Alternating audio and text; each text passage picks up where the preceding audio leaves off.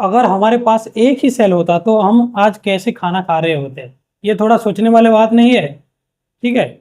तो हम आज देखते हैं, इसी क्लास में हम देखते हैं हेटेरोट्रोपिक न्यूट्रिशन। लास्ट क्लास में हमने पढ़ा था ऑटोट्रोपिक न्यूट्रिशन, जो सनलाइट के हेल्प से प्लांट्स और कुछ ऑर्गेनिजम्स कैसे अपने फूड बना रहे थे। और आज पढ़ेंगे हम हेटेरोट्रोपिक न्यूट्रिशन। तो heterotrophic nutrition means those organisms who depend upon another for food, that is called heterotrophic nutrition.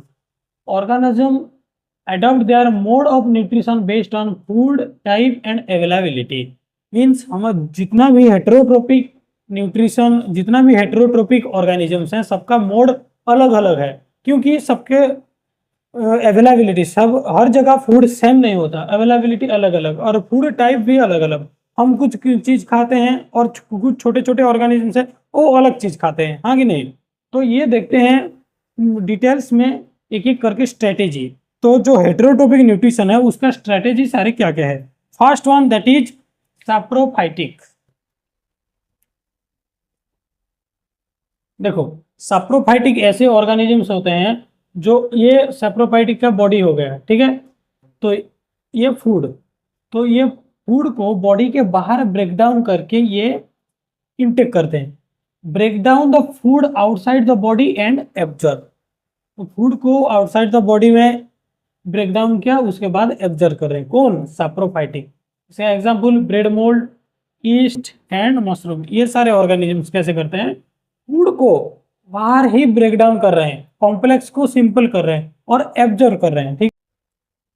Next है होलोजोइक, ये बहुत इंपॉर्टेंट है, ठीक है। Ingest food and digest inside the body. मतलब जो ह्यूमंस हो गए हैं, हम क्या कर रहे हैं, हम फूड को हम पहले खा रहे हैं और हमारे बॉडी के अंदर डाइजेस्ट कर रहे हैं। जो कॉम्प्लेक्स फॉर्म में फूड था उसको हम हमारे बॉडी में सिंपल फॉर्म में कन्वर्ट कर रहे हैं। पर सैप्रोफाइटिक पहले कॉम्प्लेक्स को सिंपल कर रहे हैं और ऑब्जर्व कर रहे हैं।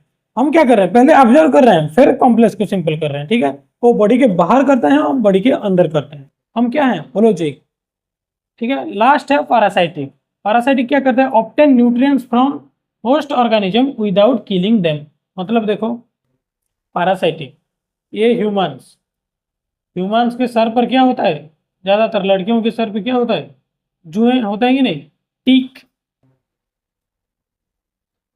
तो ये टीक क्या करेगा,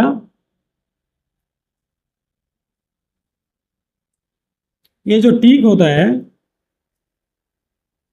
ये सर के ऊपर ब्लड सक करता है, ठीक है। ब्लड सक करके वो जिंदा रहता है, ठीक है। और ह्यूमंस को ये किल नहीं कर सकता है विदाउट किलिंग देम, ये हो गया पैरासाइटिक, ठीक है। हमारे बॉडी के अंदर होता है पर हमें किल नहीं करता, हमारे बॉडी से सारे न्यूट्रिएंट्स और ब्लड सक करता है, ठीक है। तो इसका एग्जांपल देखो, ये हो गया एक टीक, और उड़ में होता है एक लाइस, उसको उड़ लाइस बोलते हैं, ठीक है। और एक इंपॉर्टेंट ऑर्गेनिज्म है कॉस्कुटा, उसको हम अमर बेल भी बोलते हैं, जो प्लांट्स में ज्यादातर पाया जाता है, तुम फोटो में भी देख सकते हो, ठीक है। तो नेक्स्ट है लीच, जो जोक बोलते हैं, ठीक है। लीच भी पैरासाइटिक इन नेचर होता है। तो ये रहा हमारा different strategy of heterotrophic nutrition. अब देखते हैं जो सिंगल सेल और मल्टी सेलुलर ऑर्गेनिज्म है। Single cell organism absorb food through entire surface. मतलब जो एक ही सेल है जिसके पास, उसके वो क्या करेगा, एंटायर सरफेस से, उसका सरफेस से फूड इंटेक कर रहे हैं। पर जो मल्टी सेलुलर ऑर्गेनिज्म है लाइक ह्यूमंस, हमारे पास स्पेशलाइज्ड सेल है, स्पेशलाइज्ड ऑर्गन है। लास्ट क्लास में भी हमने पढ़ा था, क्योंकि जो हमारे पास स्टोमक है, हमारे डाइजेस्टिव के लिए इंटेस्टाइन्स हैं, बहुत सारे हैं, नेक्स्ट हम देखेंगे, ठीक है।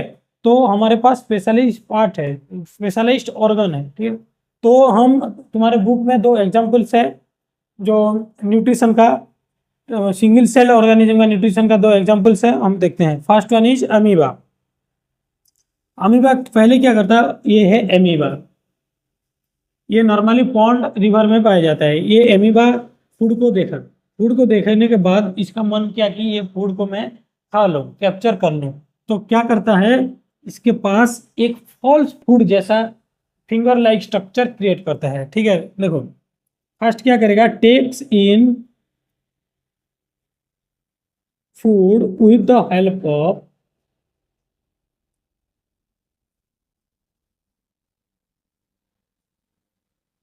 फिंगर लाइक फूड, इसको हम बोल रहे हैं स्यूडोपोडिया।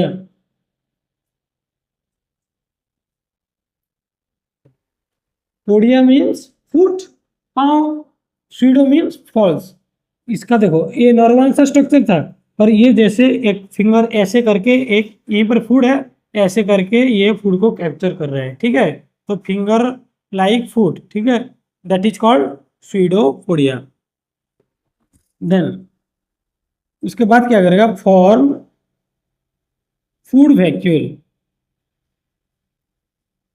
यहीं पे देखो एक फूड वैक्यूल, ये धीरे धीरे स्यूडोपोडिया क्लोज हो रहा है, तो यहीं पे वैक्यूल, ठीक है, फूड वैक्यूल क्रिएट हो रहा है। फूड वैक्यूल क्रिएट होने के बाद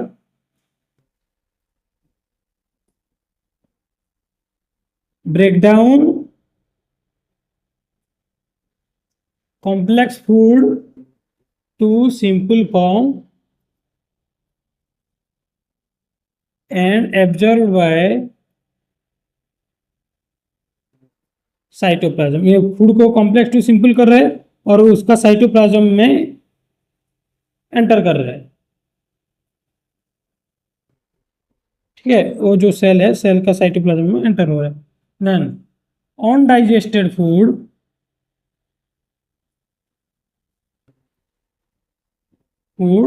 एक्सपेल्ड आउट, जो डाइजेस्ट नहीं हो रहा है वो एक्सपेल्ड, बाहर निकल रहा है। ठीक है, तो देख फिर से देखो एमीबा का जो वो क्या डाइजेस्टिव सिस्टम है, डाइजेशन है, वो कैसे होता है, first takes in food with the help of pseudopodia, then form a food vacuole, then breaks down complex food into simple form and absorbed by cytoplasm, then undigested food expelled out। पहले food को देखा, देखने के बाद ये false food करके capture किया, capture करके बाद वैक्यूल बनाया, वैक्यूल बनाने के बाद उससे ब्रेक डाउन किया, ब्रेक डाउन करने के बाद एब्जॉर्ब किया, एब्जॉर्ब करने के बाद ये एक्सपेल्ड आउट जो अनडाइजेस्टेड फूड को कर रहा है। ठीक है, और एक है पैरामीशियम।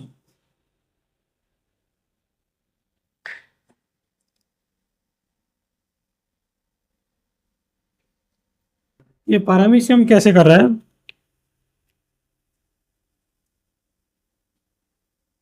ये डेफिनाइट शेप,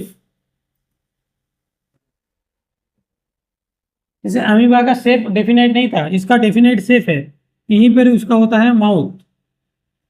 ठीक है, माउथ का ओपनिंग यहीं पे होता है। तो पैरामीशियम का चारों तरफ बहुत सारे सीलिया प्रेजेंट हैं। क्या प्रेजेंट है, सीलिया प्रेजेंट है, जिसके मदद से अगर यहीं पर फूड देखा तो ये सीलिया सारे ऐसे ऐसे करके कैप्चर करके ये फूड को इधर ले आएंगे और फूड एंटर कर लेगा बॉडी में। ठीक है, ये था पैरामीशियम का डाइजेस्टिव सिस्टम और पैरामीशियम का जो न्यूट्रिशन। अब हम देखते हैं न्यूट्रिशन इन ह्यूमन बीइंग। तो ह्यूमंस का जो न्यूट्रिशन है, इसका प्रोसेस, डिटेल प्रोसेस, ये हम देखते हैं। ये बहुत इंपॉर्टेंट प्रोसेस है, ये अच्छे से समझ लेना। ठीक है, और यहीं पे बहुत ही न्यू वर्ड्स भी आ रहा है, तो अच्छे से मेमोराइज कर लेना। तो देखते हैं, सबसे पहले human digestive system divided into alimentary canal and associated gland. मतलब जो ह्यूमन डाइजेस्टिव सिस्टम देख रहे हो, इसको दो तरफ से डिवाइड किया गया है। एक एलिमेंट्री कैनाल, मतलब जो फूड का जो टोटल पाइपलाइन है, ठीक है, that is alimentary canal, and associated gland, मतलब जो साइड में जो ग्लैंड्स है जो डाइजेशन में हेल्प कर रहे हैं, वो ये है एसोसिएटेड ग्लैंड्स। इसके बारे में हम डिटेल्स में देखेंगे। ठीक है, तो अब हम एलिमेंट्री कैनाल जो माउथ से लेके अनस तक, एलिमेंट्री कैनाल कहाँ तक है, muscular tube, it is the muscular tube from mouth to anus. Mouth to anus को हम क्या बोल रहे हैं, ये सारे एलिमेंट्री कैनाल। तो ये एलिमेंट्री कैनाल जब हम पढ़ रहे हैं, तो बीच बीच में जो भी एसोसिएटेड ग्लैंड्स आएगा मैं बताते जाऊंगा। ठीक है, तो सबसे पहले हम देखते हैं माउथ। ये है माउथ। तो माउथ में क्या क्या प्रेजेंट होता है, टीथ, टोंग एंड सलाइवा। देखते हैं सबसे पहले teeth, cross food into smaller particle. Teeth का काम क्या है, फूड पार्टिकल को चबाना है, ठीक है, छोटे छोटे पार्टिकल में कन्वर्ट करना है, उसको हम बोल रहे हैं मैकेनिकल डाइजेशन। मतलब mechanical with the help of mechanical digestion means हमारा दांत जो चबा रहा है उसको हम मैकेनिकल डाइजेशन बोल रहे हैं, ठीक है। नेक्स्ट है saliva, secreted by salivary gland. देखो ये है एक associated gland that is salivary gland. Salivary gland secret salivary amylase. ये एक एंजाइम है जो कि सैलिवरी ग्लैंड से सीक्रेट होता है। देखो हमारे जो माउथ के चारों तरफ 3 pairs of salivary gland present होते हैं, ठीक है। माउथ के चारों तरफ 3 pairs of salivary gland present होते हैं जो कि सैलिवरी एमाइलेज एंजाइम सीक्रेट करेगा, जो कि स्टार्च को शुगर में कन्वर्ट कर रहा है। जो हम खा रहे हैं स्टार्च उसको शुगर में कन्वर्ट कर रहा है, ठीक है। नेक्स्ट, और सलाइवा क्या कर रहा है, वेट्स फूड, फूड को गीला कर रहा है ताकि वो इजीली डाइजेस्टिव ट्रैक में इजीली पास हो सके, ठीक है। नेक्स्ट है हमारे tongue, mixes food with saliva and helps in swallowing। मतलब फूड को चबा के सारे तरफ करने के लिए ये हेल्पफुल होगा, कौन, टंग। माउथ के बाद नेक्स्ट देखते हैं इसोफागस। इसको इसोफागस भी बोलते हैं, जैसे भी लिखो सही है, ठीक है। तो ये क्या करता है, माउथ से जो स्टोमक है इसी रास्ते से माउथ से स्टोमक को फूड ट्रांसफर होता है। इसको हम और क्या बोलते हैं, फूड पाइप, फूड पाइप भी बोलते हैं, ठीक है। तो देखो from the mouth the food is taken to the stomach through oesophagus, ठीक है। तो देखो ये पर एक इंपॉर्टेंट पॉइंट ध्यान देने वाली चीज है, ये हो गया हमारा एलिमेंट्री कैनल, ओएसोफागस हो गया, या जो भी फूड पाइप एलिमेंट्री कैनल के जो भी पार्ट हो गया। तो इसके अंदर जो मसल्स हैं, ठीक है, muscles in alimentary canal contract rhythmically. देखो ये जो मसल्स होता है ये रिदमिकली कॉन्ट्रैक्ट कर रहे हैं। सपोज यहीं पर फूड आ गया तो ये रिलैक्स हो जाएगा, ये वाइडर हो जाएगा कि नहीं, ठीक है। देन फूड अगर यहीं पर ट्रांसफर हो गया तो ये इसी पार्ट वाइडर हो गया, ठीक है। फूड आने के बाद यही वाला पार्ट फिर से नॉर्मल हो जाएगा, ठीक है। तो ये फिर देखो फूड यहीं पर ट्रांसफर हो रहा है तो ये वाला वाइड हो जाएगा, फिर ये वाला फिर से नॉर्मल पोजीशन में आ जाएगा। तो यहीं पे सबसे पहले रिलैक्स, फिर कॉन्ट्रैक्ट, फिर रिलैक्स, फिर कॉन्ट्रैक्ट। तो कंटिन्यूस ये कॉन्ट्रैक्शन और रिलैक्शन ये रिदमिकली हो रहा है, contract rhythmically to push forward food. तो फूड को फॉरवर्ड पुश करने के लिए ये कॉन्ट्रैक्ट और रिलैक्स कर रहा है। उसी मूवमेंट को जो कॉन्ट्रैक्शन और रिलैक्शन कर रहा है उसी मूवमेंट को हम क्या बोलते हैं, पेरिस्टाल्सिस। उसी मूवमेंट को हम क्या बोलते हैं, peristalsis happens through out the digestive system. ये सारे डाइजेस्टिव सिस्टम में ये पेरिस्टाल्सिस मूवमेंट हो रहा है, ठीक है। तो अब हम देखते हैं स्टोमक। तो food is churned and mixed with gastric juice. मतलब स्टोमक में जो फूड आ रहा है वो मिक्स होके गैस्ट्रिक जूस के साथ मिक्स हो रहा है, ठीक है। और इजीली पूरा मिक्सअप होके गैस्ट्रिक जूस के साथ मिल रहा है। क्यों मिल रहा है, वो डाइजेस्ट होने के लिए, वो ऑब्जर्व होने के लिए, ठीक है। तो ये जो मैंने बोला गैस्ट्रिक जूस के साथ मिक्स्ड हो रहा है, तो ये गैस्ट्रिक जूस कहाँ से रिलीज हो रहा है, स्टोमक के इनर लाइनिंग। देखो ये स्टोमक के इनर लाइनिंग में बहुत सारे गैस्ट्रिक ग्लैंड है। क्या है,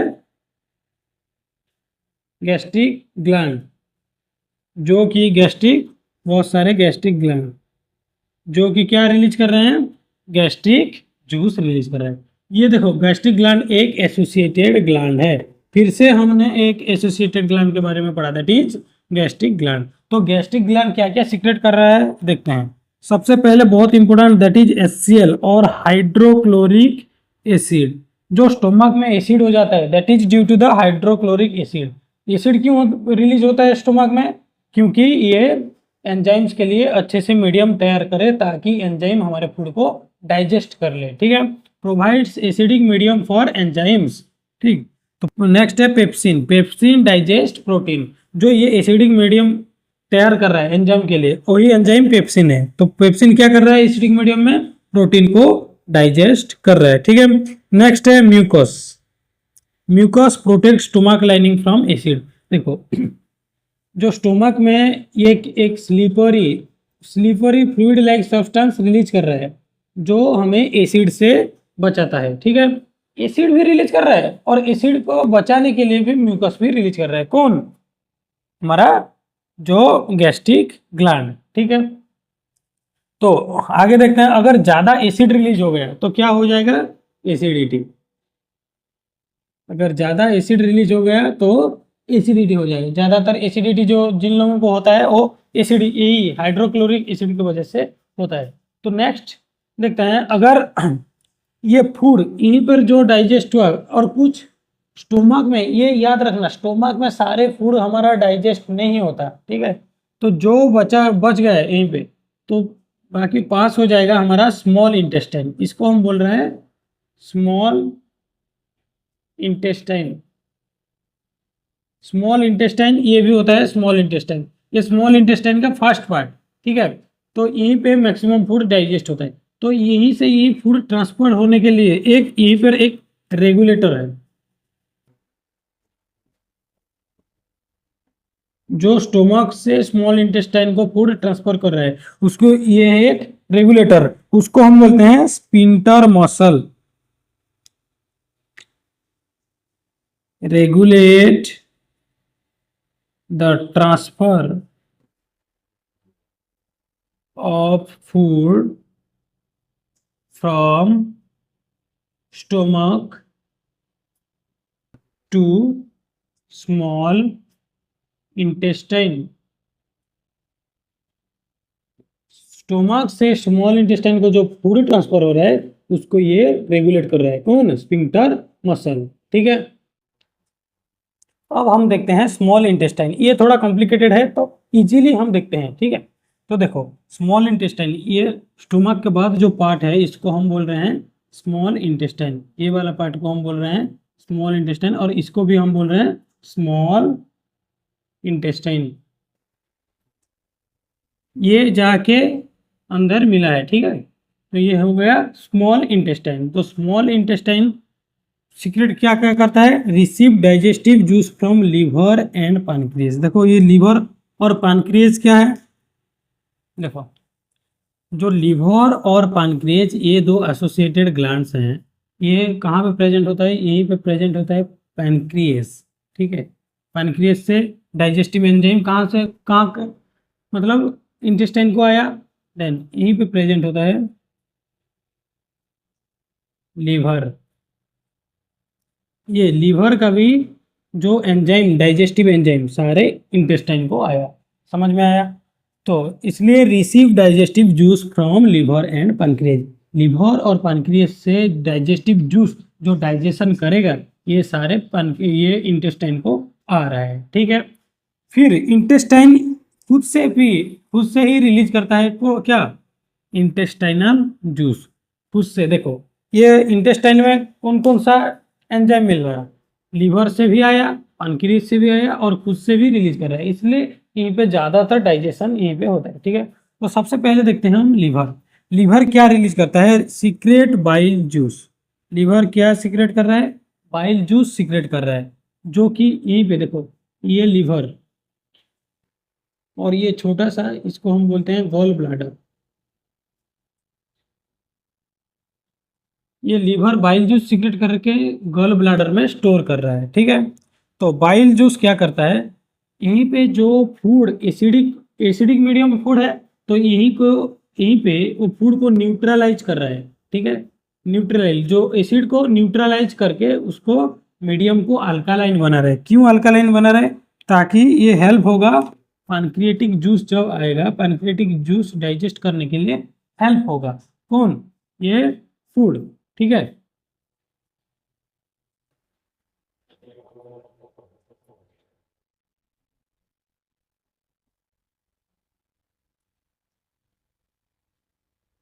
क्योंकि जो पैनक्रियाटिक जूस होता है वो अल्कालाइन मीडियम में ही काम करता है, एसिडिक मीडियम में काम नहीं करता। तो इसका बाइल जूस का काम है इसको एसिडिक मीडियम बनाना। और इसका और एक इम्पोर्टेंट काम है break down large fat globules into small globules. मतलब जो फैट ग्लोब्यूल, जो हम ऑयली चीज खा रहे हैं, तो हमारा ऑयली खाने के बाद जो फैट ग्लोब्यूल्स बड़ा बड़ा होता है उसको क्या कर रहा है, जो बाइल जूस उसको स्मॉल ग्लोब्यूल्स में ये कन्वर्ट कर रहा है। इसको हम बोलते हैं एमल्सिफिकेशन ऑफ फैट।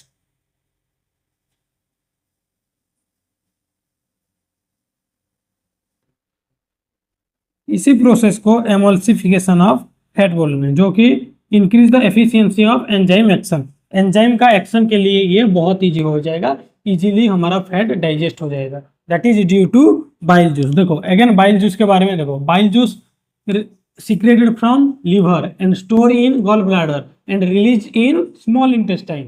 ठीक है, ये जो फूड से एसिडिक मीडियम का फूड आ रहा है उसको न्यूट्रलाइज करके अल्कालाइन कर रहा है, क्योंकि पैनक्रियाटिक जूस बाद में ये इजीली काम कर सकता है। ठीक है, और क्या कर रहा है, जो बड़े फैट ग्लोबुल से उसको स्मॉल कर रहा है। ठीक है, उसके बाद हम देखते हैं पैनक्रिएज। पैनक्रिएज मेनली दो एंजाइम रिलीज कर रहा है। ठीक है, pancreatic juice, pancreatic juice release कर रहा है, वहीं पे बहुत सारे एंजाइम्स होते हैं। उनमें से देखो दो इंपॉर्टेंट, देखो तुम्हारे बुक में है, that is trypsin that digest protein को डाइजेस्ट कर रहा है, और lipase that digest emulsified fat. मतलब जो फैट छोटा छोटा हो गया है उसको कौन डाइजेस्ट कर रहा है, lipase.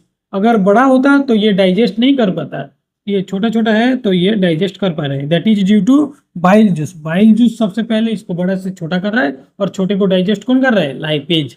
That is from pancreatic juice. तो समझ में आया bile juice and pancreatic juice. तो ये दोनों एसोसिएटेड ग्लैंड हैं जो रिलीज कर रहे हैं। ठीक है, उसके बाद देखो लास्ट है इंटेस्टाइनल जूस।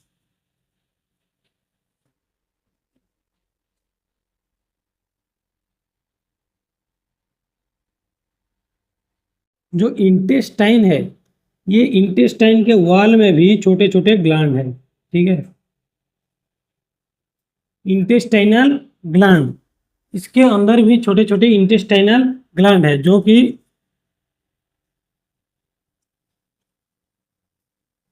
कि सीक्रेट कर रहे हैं इंटेस्टाइनल जूस। तो ये इंटेस्टाइनल जूस क्या क्या कर रहा है, ये जो कार्बोहाइड्रेट उसको कन्वर्ट कर रहा है ग्लूकोज, प्रोटीन को कन्वर्ट कर रहा है अमीनो एसिड, और लिपिड को कन्वर्ट कर रहा है फैटी एसिड एंड ग्लिसरॉल। देखो ये क्यों कन्वर्ट कर रहा है, क्योंकि हम जो खा रहे हैं, हम जो होलोजोइक हैं, तो हमारे काम क्या है, कॉम्प्लेक्स फूड मटेरियल को सिंपल फॉर्म में कन्वर्ट करना है। तो ये सारे हैं कॉम्प्लेक्स, तो ये सारे को कहाँ कन्वर्ट कर रहा है, सिंपल सिंपल फूड मटेरियल में कन्वर्ट कर रहा है। कौन, इंटेस्टाइनल जूस। तो इंटेस्टाइनल जूस का काम ये है। ठीक है, तो इंटेस्टाइन में हम क्या क्या पढ़े, सबसे पहले लीवर का बाइल जूस आ रहा था, पैनक्रियाटिक जूस आ रहा था, और इंटेस्टाइनल जूस। ये तीन लोग मिलके ज्यादातर डाइजेशन प्रोसेस को इंटेस्टाइन में करवाते हैं। ठीक है, तो इंटेस्टाइन में तो डाइजेशन हो रहा है, फिर एब्जॉर्प्शन भी कैसे हो रहा है और अब देखते हैं। ठीक है, स्मॉल इंटेस्टाइन में एब्जॉर्प्शन कैसे हो रहा है अभी देखते हैं।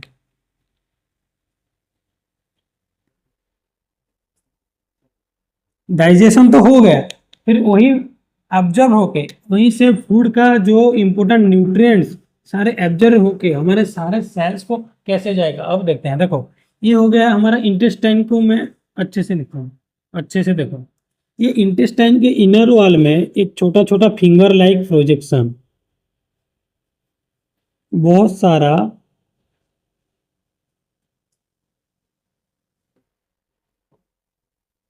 ये क्या है, बहुत सारे फिंगर लाइक प्रोजेक्शन। प्रोजेक्शन मतलब आउट ग्रोथ। ठीक है, उसको हम बोलते हैं विली। ये क्या कर रहा है, increase surface area.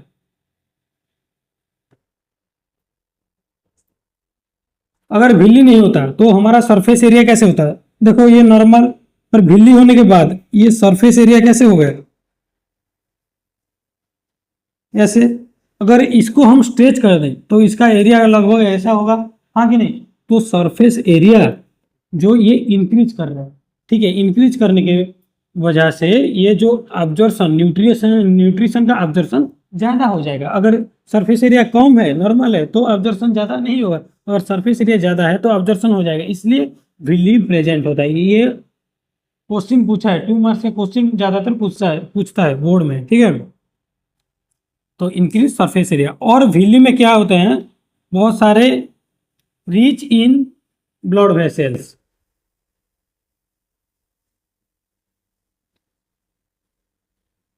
Blood vessels बहुत सारे होते हैं जो कि न्यूट्रिएंट को ऑब्जर्व कर रहे हैं, ठीक है।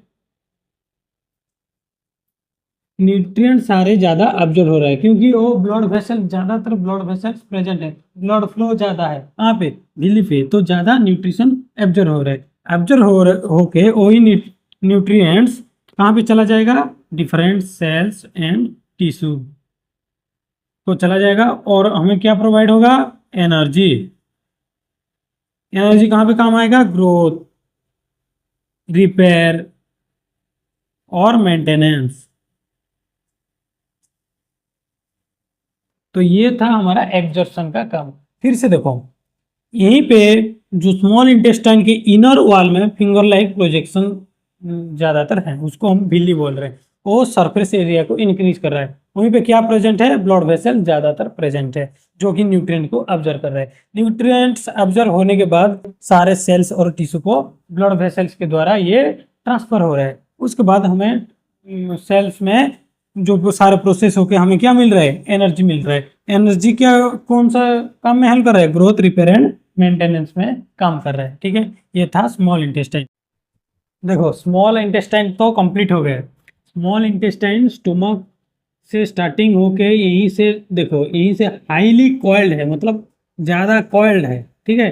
कॉइल्ड होके लास्ट में यहीं पे एंटर कर रहा है लार्ज इंटेस्टाइन को।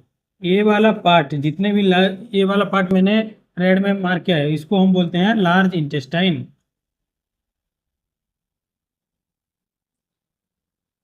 देखो ये जो कॉइल स्ट्रक्चर है ये है स्मॉल इंटेस्टाइन, यहीं से शुरुआत है और यहीं पर ज़्यादा हाईली कॉइल्ड है, ठीक है। और ये यहीं पर लास्ट में मिल रहा है लार्ज इंटेस्टाइन को, ठीक है।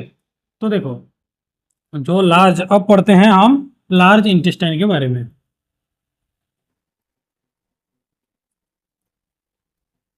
लार्ज इंटेस्टाइन में क्या होता है? नॉर्मली डाइजेशन यहीं पर नहीं होता, ओनली वाटर ऑब्जर्व होता है। जो फूड यहीं से ट्रांसफर हो रहा है, अगर अनडाइजेस्टेड फूड जो डाइजेस्ट नहीं हो पाया, वही अगर ट्रांसफर हो रहा है, वही इस रास्ते में ट्रांसफर होता है, तो उसमें अगर ज़्यादा वाटर का अमाउंट ज़्यादा हो गया तो ये वाटर को ऑब्जर्व कर लेगा। कौन? ये लार्ज इंटेस्टाइन, ठीक है। तो देखो ये वाटर ऑब्जर्व कर लेगा। लार्ज इंटेस्टाइन का लास्ट पार्ट है रेक्टम। लार्ज इंटेस्टाइन का लास्ट पार्ट को हम क्या बोल रहे हैं? रेक्टम। रेक्टम से फूड पास आउट होके हमारे बॉडी से बाहर निकलता है, ठीक है। फूड पास आउट अनडाइजेस्टेड, जो डाइजेस्ट नहीं हुआ है वही फूड पास आउट हो जाता है। कहाँ से? रेक्टम से, ठीक है। तो रेक्टम के यहीं के पास देखो, रेक्टम के ओपनिंग के पास जो बाहर ओपनिंग हो, यहीं पे एक स्पिंक्टर है, दैट इज एनल स्पिंक्टर, ठीक है।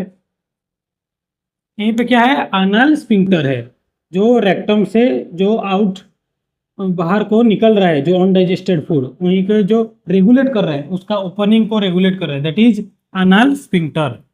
रेक्टम में क्या है? एनल स्पिंक्टर, ठीक है। तो यही था हमारा डिटेल्स डाइजेस्टिव ट्रैक्ट और डाइजेस्टिव कैनाल, ठीक है, और उसका एसोसिएटेड।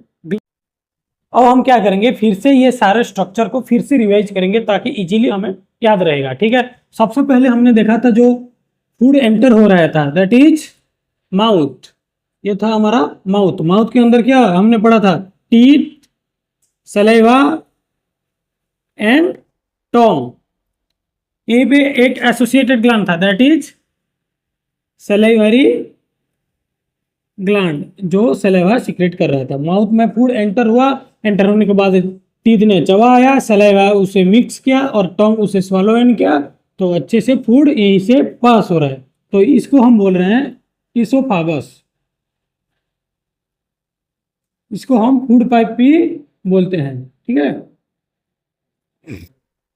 यहीं पर फूड आया, फूड का एक मूवमेंट हुआ, इस मूवमेंट को हम क्या बोल रहे थे, पेरिस्टालसिस मूवमेंट।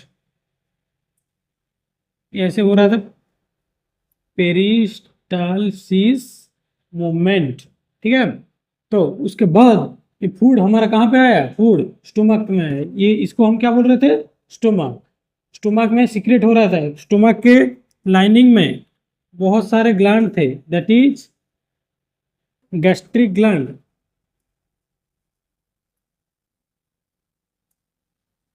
तो हमारा नेक्स्ट यहीं पे लिखते हैं।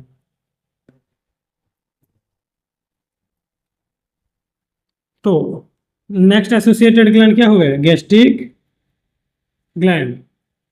ठीक है, तो ये जो एंजाइम सीक्रेट कर रहा था, ठीक है, पेप्सिन, हाइड्रोक्लोरिक एसिड, ये सारे कौन, गैस्ट्रिक ग्लैंड सीक्रेट कर रहा था। उसके बाद हम आते हैं यहीं पे स्मॉल इंटेस्टाइन। ये स्ट्रक्चर को हम क्या बोल रहे थे, स्मॉल इंटेस्टाइन। ये स्मॉल इंटेस्टाइन का फर्स्ट पार्ट था जो कॉइल्ड इतना नहीं था, वो सेकंड और थर्ड पार्ट जो हाईली कॉइल्ड है। ठीक है, तो यहीं पे और दो स्ट्रक्चर था दैट इज लीवर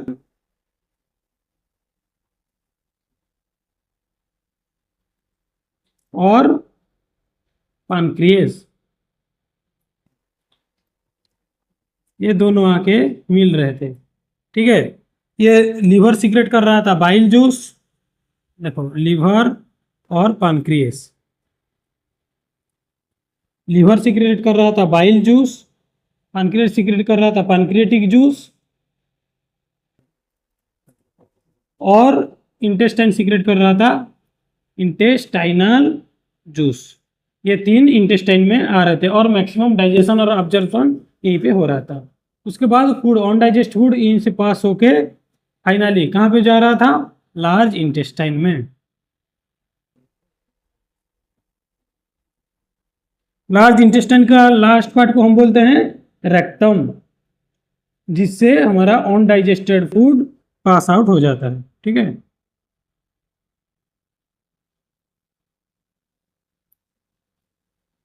इतना हमने पढ़ा था। तो हमारा एसोसिएटेड ग्लैंड कौन कौन हुए, salivary gland, gastric gland, liver, pancreas and another intestinal gland. ठीक है, जो यहीं पे इंटेस्टाइन के वॉल में प्रेजेंट होते हैं। इतना था हमारा एसोसिएटेड ग्लैंड। और एलिमेंट्री कैनाल में हमने क्या क्या पढ़ा था, सबसे पहले माउथ, उसके बाद oesophagus, then stomach, then small intestine, then large intestine, then rectum, और उसके बाद ये अनस से अनडाइजेस्टेड फूड बाहर निकल आता है। ठीक है, उससे रेगुलेट करता है अनल स्फिंक्टर। हमारा माउथ में फूड एंटर कर रहा है, उसको हम बोल रहे हैं इंजेक्शन। ठीक है, अब जब फूड अनडाइजेस्टेड फूड हमारा बॉडी से बाहर निकल रहा है उसको बोलते हैं इजेशन। ये दोनों याद रखना, इंजेशन और इजेशन। ठीक है, हमारा बुक में एक लास्ट टॉपिक है दैट इज डेंटल कैरीज। तो ये क्या होता है इधर देखते हैं।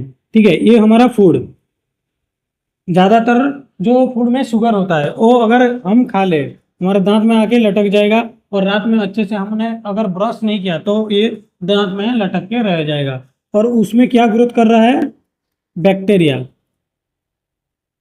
और बैक्टीरिया ग्रोथ कर रहा है रात भर, और क्या प्रोड्यूस कर रहा है, एसिड। जो एसिड किसको अफेक्ट करेगा, एसिड अफेक्ट करेगा दांत का ये वाला पार्ट को, ये वाला पार्ट को। इसको पहला वाला पार्ट हमें बोलते हैं इनामेल, जो पार्ट हमें दिखता है व्हाइट कलर का पार्ट, ठीक है, दांत, वो इनामेल है। और उसके अंदर है डेंटाइन। ये दोनों पार्ट को ये एसिड क्या कर रहा है, डिस्ट्रॉय करना शुरू कर देगा, ठीक है, धीरे धीरे धीरे धीरे। ये दो पार्ट्स को ये एसिड, बैक्टीरिया जो रिलीज कर रहा है, ये एसिड डिस्ट्रॉय करना शुरू करेगा। इसलिए हमें रात को और सुबह अच्छे से ब्रश करना जरूरी है। मेनली रात को, सुबह करो या ना करो, रात को अच्छे से ब्रश करना जरूरी है, क्योंकि ये वाला क्या डेंटल कैरीज फॉर्मेशन हो रहा है। डेंटल, देखो ये एसिड क्या करेगा, एनामेल और डेंटाइल को क्या कर रहा है, ये डिस्ट्रॉय कर रहा है और डेंटल प्लेक क्रिएट कर रहा है। क्या क्रिएट कर रहा है, डेंटल प्लेक और कैविटी, जो दांत को डिस्ट्रॉय करता है, ये क्रिएट कर रहा है। तो इससे बचने के लिए हमें ब्रश करना जरूरी है। अगर ये ब्रश रेगुलरली नहीं कर रहे हैं, ये ज़्यादातर ग्रोथ कर गया, तो ये धीरे धीरे इफेक्ट करेगा दांत का सबसे important part, that is pulp. ये पल्प को लास्ट में अटैक कर रहा है, ठीक है। अगर पल्प को अटैक कर रहा है तो बहुत प्रॉब्लम क्रिएट हो जाएगा, ठीक है, बहुत बड़ा प्रॉब्लम क्रिएट हो जाएगा। बाद में रूट कैनल करना पड़ेगा, मतलब यही से नया पल्प, नया कुछ ऐसे लगाते हैं डॉक्टर लोग, ठीक है। तो ये था डेंटल कैरीज। तो आज की क्लास में इतना ही। नेक्स्ट क्लास में हम रेस्पिरेशन के बारे में डिटेल्स में देखते हैं।